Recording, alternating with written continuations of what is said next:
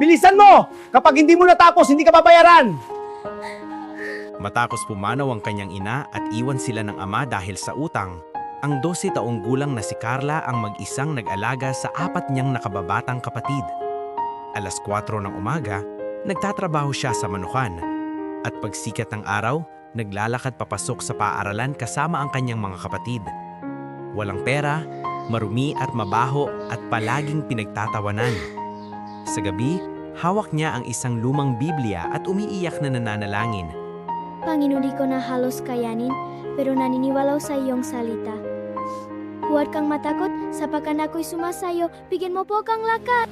Kinabukasan matapos ang klase, biglang bumuhos ang malakas na ulan at habang tumatawid siya sa isang tulay na kawayan, tinangay siya ng rumaragasang tubig papunta sa isang kanal. Panginoon, iligtas mo po ko! Isang lalaking napadaan ang tumalon sa tubig at hinila siya palabas. Nang marinig ang kanyang kwento, binigyan siya ng malaking halaga ng pera upang masuportahan ng kanyang pag-aaral. Pagkalipas ng maraming taon, naging guro si Carla at madalas niyang sabihin, Hindi dahil sapat ang lakas ko, kundi dahil hindi kailanman ako iniwan Diyos. Kung naniniwala ka rin na pinagpapalangan Diyos ang mga nanatiling may panampalataya sa gitnang paghihirap. Amen at ibahagi ito pang mahikayat ang mas marami pang tao.